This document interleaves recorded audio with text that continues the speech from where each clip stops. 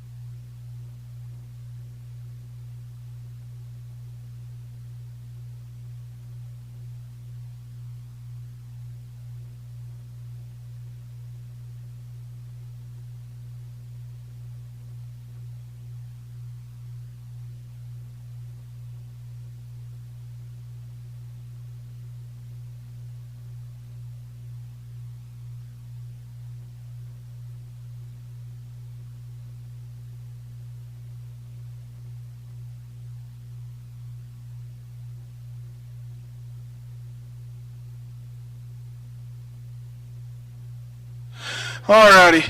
Well, let's go ahead and get started. The uh, the live stream hadn't been able to hear all the fun we've been talking about. Alrighty. We're going to start in James chapter 4 tonight.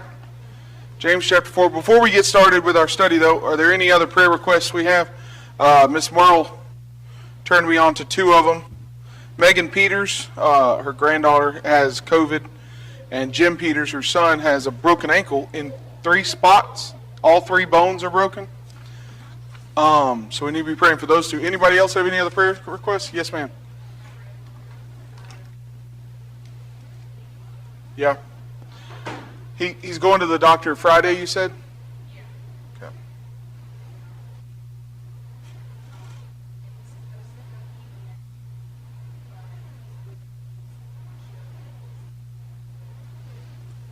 Okay.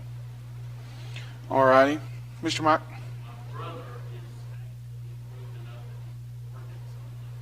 Good. Oh, wow. Good deal. Well, that's a good thing. If you didn't hear, Mickey, Mike's brother is doing better. He's working a little bit, so that's good. Rebecca and the boys are not here. Matthew started coughing this afternoon, and just to make everybody feel comfortable, we decided to leave him at home. But he's perfectly fine. I think it's just allergies. The doctors will not tell us. What's it called when you get diagnosed? They will not diagnose a baby with asthma until their second full year. But JD got sick this time, and Matthew got sick at the same time. And I get sick this time of year every year. So we're pretty sure it's just allergies. But just to be safe, she kept them at the house tonight. Anything else? Any other prayer requests? Alrighty. Just saw Kelly's hand stick out from behind the door. Alrighty. Let's get started. We're going to be in, like I said, James chapter 4. We're going to start in James 4. If you grabbed one of the handouts out in the foyer, we're talking about how to not speak about each other, but then also we're going to talk about how we should speak about one another. Not necessarily to one another, but about one another, okay? So the handout actually it starts with these words that it wants us to define. So what we're going to do is we're going to go through those and define them here in just a second. But before we do that, let's read kind of the main text of the study for tonight, which is James chapter 4. Somebody read verse 11 for me, James 4 verse 11, and then I'll get somebody else to read chapter 5 verse 9 for me. James 4:11. Somebody read that for me.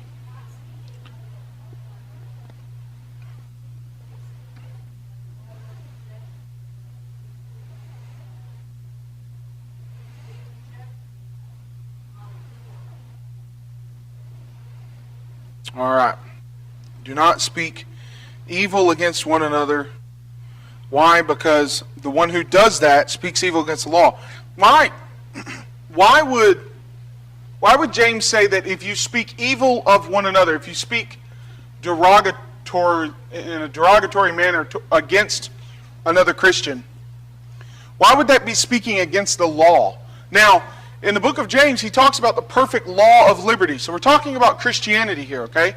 So if we speak ill of another Christian, why does that then equate to us speaking evil or ill of the law? The Christianity, the New Testament, the New Covenant. Why is that? Love your neighbor as yourself? Right. If people see us speaking ill against another Christian who is a faithful Christian, can that denigrate the gospel in their minds? Yeah, right? I always use the example, that's kind of a misapplication here because I mean, the rest of the world doesn't understand, and really the world doesn't understand. But I had a friend in preaching school named Jimmy. Jimmy was in the Navy before he came to school, and he was stationed in Japan. But for a while, he was stationed in China. I don't know, it wasn't official station, but he was in China for I think upwards of a year. And he always talked about, do you know why China, the country China, doesn't want Christians in the country? When he was there, they announced a statement of why that is, and they essentially said this: why do we, a communist nation, right, that is supposed to be bent on everyone working together for the goal of the state, why do we want a religion in that all they do is backbite and complain and fight against one another and everything else? So that's, of course, when we're talking about, well, at the end we'll talk about ways that we should address one another and reasons why we should address one another. But overall, James 4:11, if we speak evil of one another, we end up speaking evil against the gospel, We judge the gospel because that person is supposed to be a living example of the gospel, right? All right, so now somebody read chapter 5, verse 9 for me. James 5, verse 9.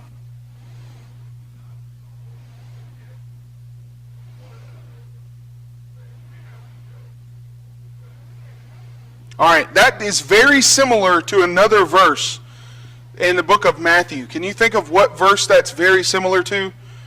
Verse 9 says, "Do not grumble against one another, brothers, so that you do not be judged," so that you may not be judged. Behold, the judge is standing. What does that sound like? What verse does that sound like? Judge not that you, what? Be not judged, right? Okay, so before we get started talking about how we should talk about each other, let's address that problem, if you want to call it that. Is there a way, we already talked about chapter 4, verse 11, but is there a way where speaking against another Christian can be wrong versus one way where speaking against another Christian can be correct? We have how many passages in the New Testament? I don't even know how many. I guess we could count, but it'd be hard to get them all. Passages where it says things like, withdraw yourself from one another if they're sinful, right? Mark those who cause division, so forth and so on. We have all these passages that tell us that we're supposed to have some role in correcting one another, right? Well, if that's the case, how can we fulfill James 5:9 and Matthew 7:1? Do not grumble against one another, brothers, so that you may not be judged. Is grumbling and convicting sin the same thing? No, of course not. All right, so let's go into these definitions on the front page of your handout. You ready? So let's just define these. I'm just going to ask you to define them. The first 5 on the front page all have biblical principle. The one on the back, whisperings, it doesn't necessarily have biblical principle, but it's very similar to the rest of them. Okay, so what would you define murmuring as? What is murmuring? Gossip, but gossip's one of our words too. Backbiting, but that's one of the words too. See, that's the problem. All these words are very, very similar to one another, but there's a little difference, okay? So let's look at 1 Corinthians 10, verse 10. All right? Somebody read 1 Corinthians 10:10 for me.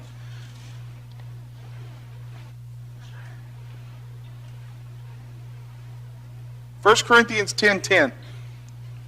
Hey, y'all calm down back there. Am I going to have to separate you two? All right, 1 Corinthians 10:10. What you got? All right, what's it talking about, 1 Corinthians 10? The Israelites in the Old Testament, right? What happened when they murmured? What were they doing?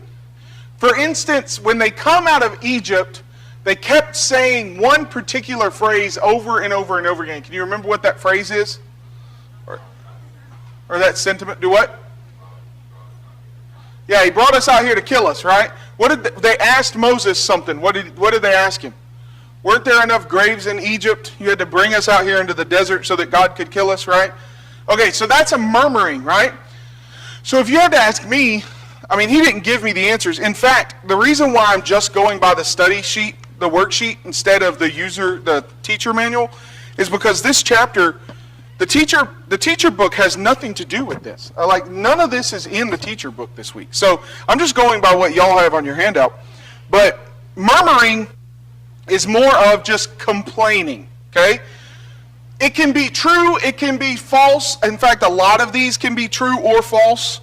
But murmuring is just a general complaining. Have y'all ever met people who all they ever do is complain? It's like their love language. It's complaining. You pointing at Rebecca? She's not here. Oh, I got you. They can hear, so I'm not going to say nothing. Anyways, yeah. There's in ministry. There's yeah. The two guys that used to sit in the back in the Muppet Show. What about? Anyways, what about in ministry? Okay, I'm just gonna level with y'all. It's the 11th of the month. In about a week and a half, there's 3 people who are going to call my office. They call every month, without fail. And every month, it's a whole new Armageddon has happened. It's something different every month. And it's like the end of the world. Everything bad has happened. Now, are they going through tough times? Yes, all 3 of them, different situations, different people with different tough times, and there's a reason why they're in the situations that they are. But there's just this general attitude of like, everything is against me. That's what murmuring is, right? All right, let's go on. We'll talk about how these apply to each other in a minute, but let's go on. Let's define lying. What is lying? Telling something that is just simply not true, right? What do they always say whenever a politician or somebody famous is caught in something? They always say it's categorically not true. I don't know what that means. Categorically not true, or patently not true. I mean, I know what those words mean, but I don't know what those phrases mean. But anyways, lying is just simply saying something that isn't true, right? Well, Titus 2:1 says that God can't do what? Lie. If we're trying to live like God, outside of any Bible verses that say anything about lying, which Proverbs 6, verse 16 through 19 talk about lying, Colossians 9 and 10 talk about lying, outside of any of those, prohibitions on telling untruths, just the simple fact that God cannot lie should tell us something about how we should live our lives, right? All right, let's move on. Slander. What is slander? Backbiting, but that's one of our words. We're trying to make all these words separate, right? What is slander? If you get sued for slander, what is it, Mike? Right. Could it be true?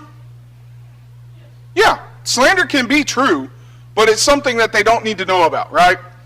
For instance, if Mike steals my lawnmower out of my garage, my carport, first off, he can't because my lawnmower's at the shop, and I just remembered that I was supposed to pick it up like a week and a half ago. Anyways, shows you how much I've mowed my lawn lately. But if Mike steals my lawnmower and I go around telling everybody Mike is a thief, he's a liar, he's a cheat, he steals all the time, is that true if he stole the lawnmower? Well, yes, but it's also slander, right? In fact, this is an interesting fact. The word for slander that's translated, somebody read Revelation 12, verse 10. Revelation 12:10. Revelation 12:10.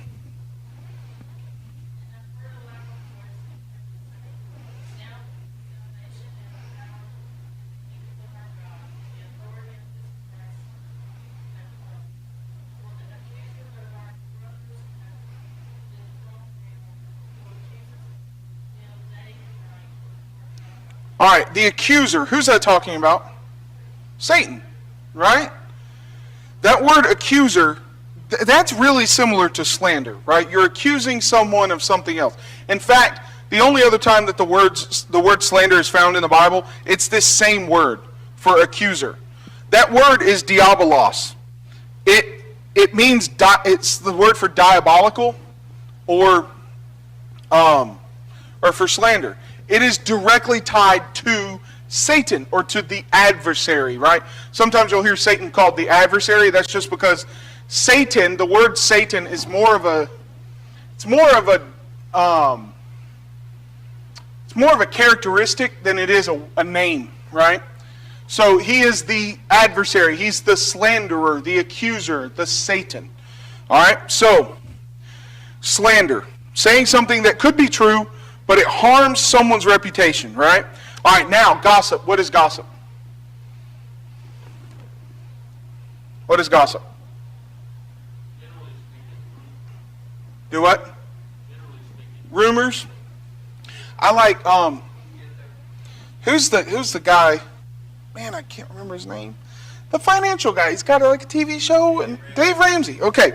His definition of gossip is, and I like this, I think this is a good biblical phrase. In fact, he got it from the Bible. A lot of his stuff, he gets from the Bible. He says, gossip is telling a negative to someone who cannot directly fix the situation. So that's what gossip is. It's rumors. Can gossip be true? Yeah, I can't tell you how many times I've said to someone along the way, hey, let's not gossip. And they say, it's not gossip, it's true. Well, okay, but I can't fix it, right? I don't have the power to fix that, so there's nothing I can do there. All right, so that's gossip. Somebody get Proverbs 11:13 for me.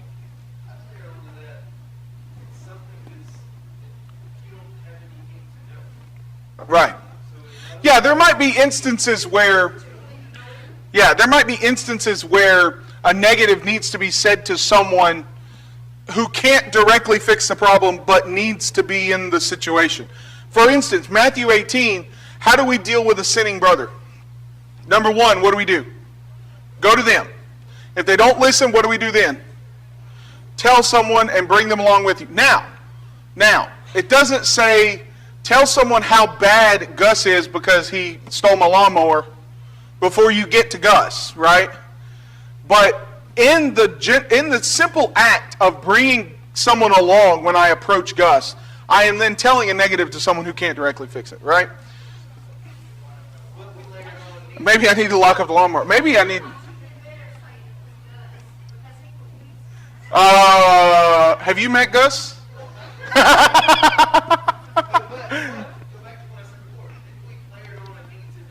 Right. Right, exactly. So Proverbs 11:13. Somebody tell me Proverbs 11:13.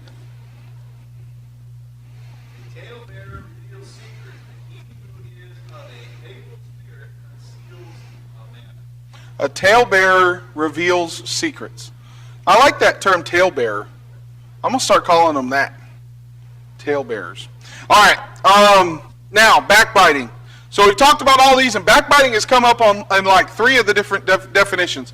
What is backbiting? It's kind of a mixture of a couple, isn't it? Backbiting is maybe gossip, but maybe it's not. Can you gossip to yourself? Can I gossip about Gus stealing my lawnmower to myself? No, I can't. But can I backbite to myself and just murmur and complain to myself? That's what backbiting is. It's that personal, just holding a grudge at all times, right? All right, somebody get Romans 1, verse 30. This is what's really interesting to me, okay? Romans 1, this passage is, and in fact, it uses the word slanderers in Romans 1, but it's actually the word elsewhere translated backbiting. There's the problem with English translations. There's nothing wrong with English translations, but sometimes words get confused and different words get translated different ways in different translations. But Romans 1 is talking about who? What group of people is Romans 1 discussing? It's talking about Old Testament, so there's only 2 groups. Which groups? There's Jews and Gentiles. Romans 1 talks about the Gentiles. Romans 2 talks about the Jews, right? So if you look, verse number 1 of chapter 2, verse 1, therefore you have no excuse, O man. Anytime a Jewish person said the words, O man, he's talking about the Jewish people. It's like his address to the Jewish people. So chapter 1, he's talking about the Gentiles. Chapter 2, he's talking about the Jews. Look down in verse number 29 of chapter 1. They were filled with all manner of unrighteousness, evil, covetousness, malice. They were full of envy, murder, strife, deceit, maliciousness. They are gossips. There's that word again. Slanderers. That word slanderers there is the word for backbiting elsewhere. They're backbiters, haters of God, insolent, haughty, boastful, inventors of evil, disobedient to parents. They're foolish, faithless, heartless, ruthless. Paul, tell us how you really think, right? All right, so now, what are some of the sins that Paul discusses in Romans 1? That he says God gave them up to the uncleanness of their mind because of these sins. What were they? Idolatry and homosexuality. 2 sins. Idolatry and homosexuality. He says God gave them up because of these sins. But when talking about their character, he mentions gossip and slandering or backbiting, haters of God, and so forth. So, this idea of speaking against one another, like we're studying tonight, is not necessarily just, I go to Michael and tell Michael how horrible that, I'm back on Mike. Mike stole my lawnmower. It's not just that. It's everything that has to do with us thinking negatively against other Christians and either speaking it out loud, thinking it to ourselves, continuously harping on negative things, and so forth. All right, let's go to the next page, page 36. There on the left, it says, a special warning. As Christians, we ought not to make or listen to unprovable accusations against others. I don't know if unprovable is a word. Is that a word? It's a word? Okay. It is now. It's written right there. All right. That is inappropriate behavior for a Christian, but it is especially important not to do so against a church leader. See 1 Timothy 5:19, 1 Timothy 5:20 and 21. Why do you think, specifically talking about elders, okay? Let's talk about elders for just a second. Why would it be a bad thing for a Christian to speak negatively about an elder? And I'm going to read these passages to you real quick. 1 Timothy 5:19, do not admit a charge against an elder except on the evidence of 2 or 3 witnesses. As for those who persist in sin, rebuke them in the presence of all, so that the rest may stand in fear. In the presence of God and of Christ Jesus and the elect angels, I charge you to keep these rules without prejudging. Do nothing from partiality. Why is it so dangerous? Why does Timothy say that we should be very careful not to even, what does 19 say? Not even admit a charge against an elder unless there are 2 or 3 witnesses. Why is that so important? It undermines their authority. And what's one of the qualifications of the eldership? To be blameless, right? So it's not just that it's not just if you speak negatively against an elder that it's not just that you're speaking against another Christian. You're essentially saying not only has he done this negative thing or this sinful thing or whatever, but you're also undermining his qualifications for the role itself, right? In fact, I had a lady this week ask me, I have something that I'm not really happy with my elders about. Should I go to them and talk to them, or can I talk to you about it? And I said, 1, I'm not even a member at your congregation, so no, don't talk to me about it. I don't want to hear that garbage. Second, if you go and tell other people, I had this in mind. I had already studied through this, and I was thinking this. It's amazing to me how, very regularly, I will study something, and within a week or 2, that question pops up. And the whole time I was thinking, don't tell me, because you're undermining his entire qualifications for the role, right? All right, so let's go on to these verses here. I'm not going to go through all of these, but we're going to go through every other one. All right, so let's get Romans 16:18.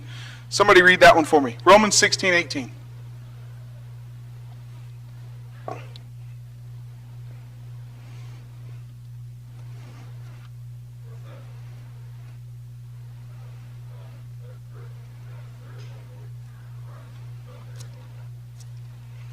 All right, such persons do not what?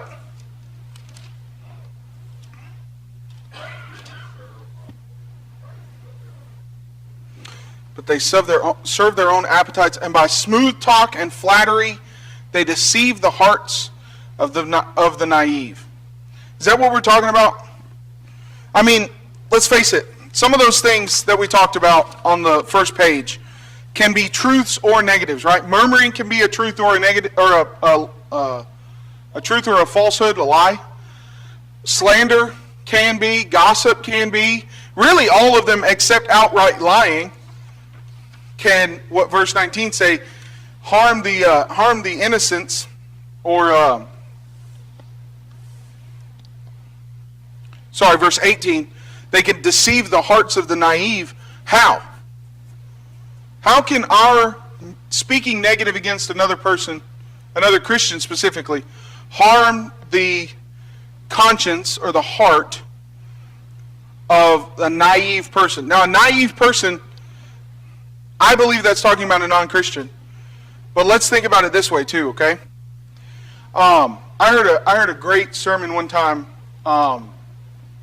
Sometimes, I've never done this, but sometimes preachers will invite guests in and give them a topic that they know that they shouldn't teach on, but the guest can, because the guest can't get fired.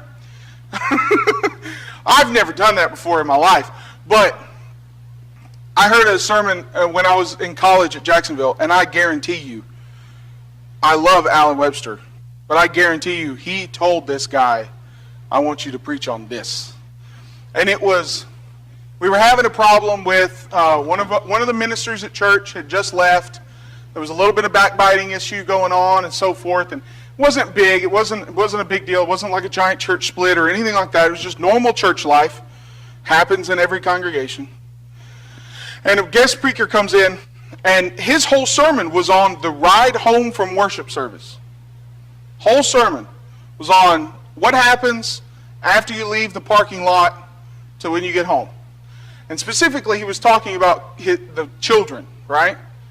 And he went through everything. He went through how you recap what happened in worship service is going to affect your children. Then, how you talk about some negative that happened, right? So-and-so stepped on my foot when we were leaving the foyer, or Lee didn't make a point that entire sermon. I'm probably with you when that happens. I'm telling you, I'm my worst own critic. I get done with sermons, and y'all will tell me, that was so good. And I go, you're lying in the church building? That was horrible. Every Sunday, Ron walks up and says, man, that was so good. And I think, I don't even remember what I said, and I just got done saying it. Anyways, all right.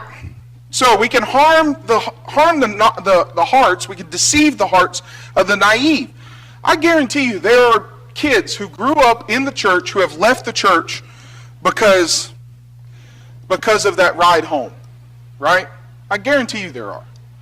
Where they saw their parents every single Sunday get out of church, and they were murmuring, they were backbiting, they were gossiping and so forth, and it just puts a negative taste in their mouth toward the church, right? All right, let's go to Ephesians chapter 4 now.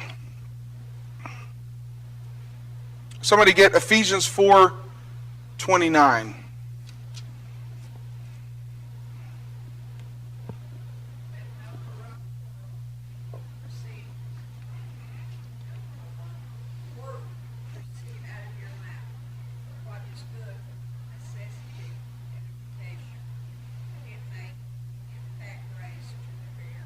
Right, that's the same idea, isn't it?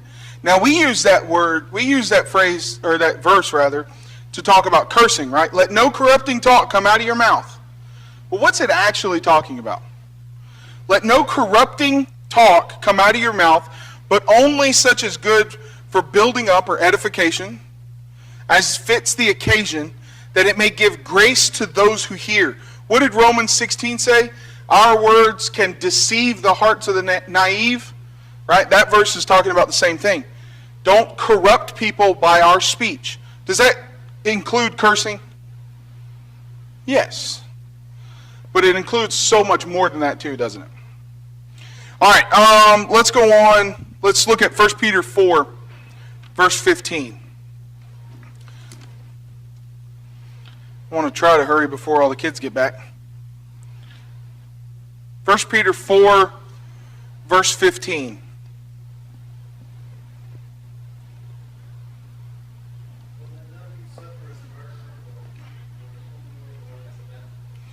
That's pretty, okay, I made a joke today. You know, if you cook 20 meals, that doesn't make you a chef, right? If you paint one building, that doesn't make you an architect. But you murder one person, and here come the cops. Right? So, murderer, it's pretty serious accusation, right? That none of you suffer or be imprisoned is what it's talking about. Don't suffer as a murderer or as a thief. Those two are pretty big, especially in the first century, right? Or as an evildoer or as a meddler. The word meddler there is the word for backbiting. It's a word for gossip. It's this whole concept that we're talking about tonight. So in Peter's eyes, murder, thievery, stealing, evil doing, and speaking ill against other people, meddler, getting into other people's business, gossiping, and so forth, are all fairly equal. Now, do some of them have bigger consequences? Let's talk about that for a second. Are there differences in sins? Yes. But all sin is the same in the sense that it's all against God, right? For instance, Jesus says it's going to be worse for those in Tyre and Sidon. Why? Because they had heard the gospel and they didn't obey it, right? It's going to be worse for them. It's going to be worse for the rich man and the rich man Lazarus in Luke chapter 16. But when the rubber meets the road, they're all pretty much equal, right? They all separate us from God, is what Isaiah says. Alrighty, let's finish up with a couple of these questions on the back. You ready? Thought questions. Let's do number 2. Somebody read 1 Timothy chapter 3, verse 8. 1 Timothy 3, verse 8.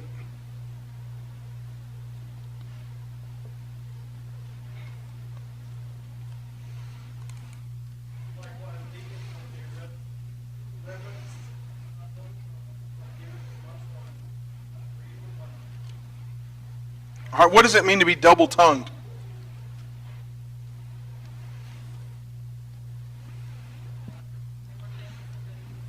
Yeah, say one thing to somebody, say another thing to another person. It encompasses a lot of things too, though, right? Say one thing to somebody, say another thing to another person. Say yes, and then never fulfill it. Say good things, and then when you leave the church building, you just curse like a sailor, right? So it has so many different concepts in there. All right, the kids are out back. So any questions or comments or anything like that, we'll cut it there. I would encourage you to go through the rest of this worksheet and grab some of it. And I got a bunch of verses on the back that I wrote down that we didn't get to. But that's okay. Any comments or questions or anything?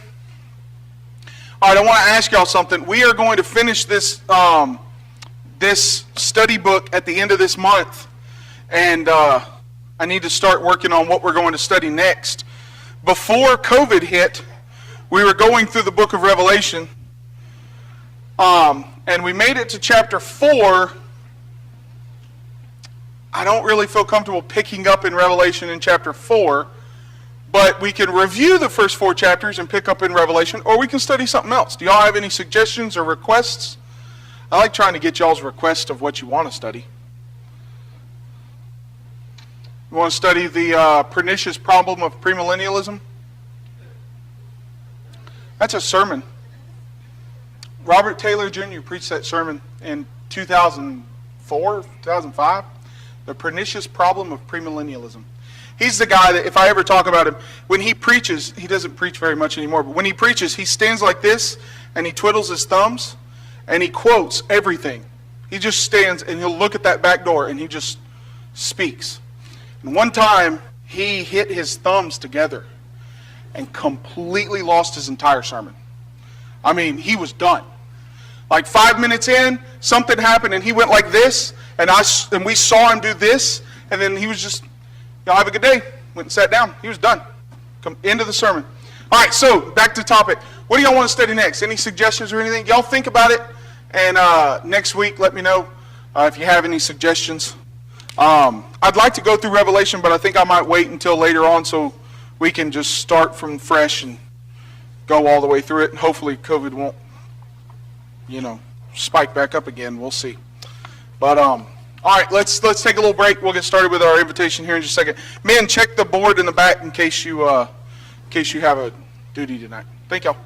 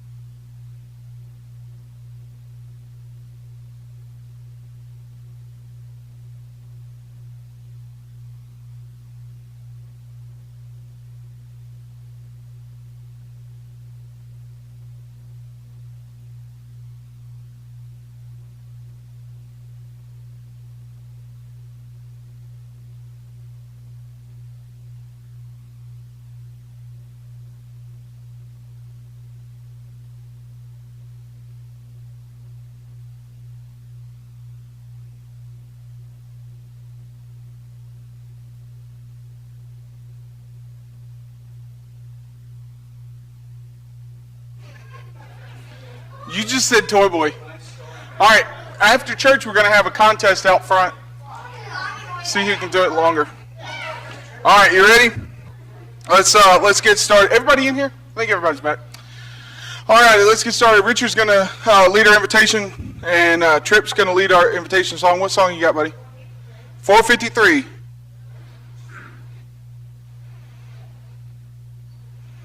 All righty. 453. So as far as prayer requests go, I have Megan Peters, who has contracted COVID. Jim Peters has a broken ankle. Sonny Bullock is going to the doctor Friday, but he's not doing well lately. So we need to be praying for him. Mickey Foley is recovering. Anybody else? Matthew Snow has sinus issues. Anybody else have any others? Jim is, he's trying to do as best he can with the leukemia and whatnot, so y'all be praying for him. Yes, ma'am? Yeah, absolutely.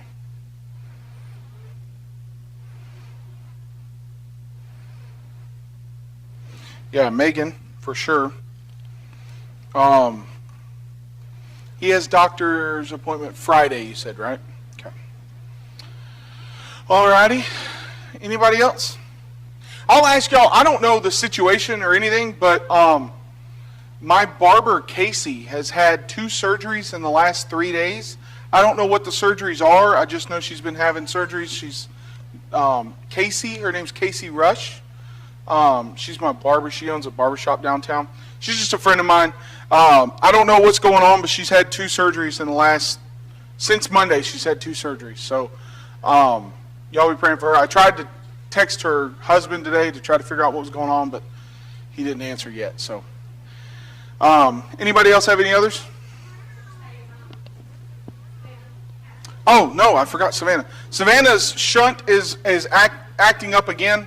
Have you heard anything else? I haven't seen anything. They did the thing? Okay. Okay. Good. Hopefully, every now and then it'll act up and then it'll go back down for a while, but eventually she'll have to have another procedure. So y'all be praying for her. Anybody else? All righty. Richard, I'm going to hand it over to you. And Gus has our closing prayer.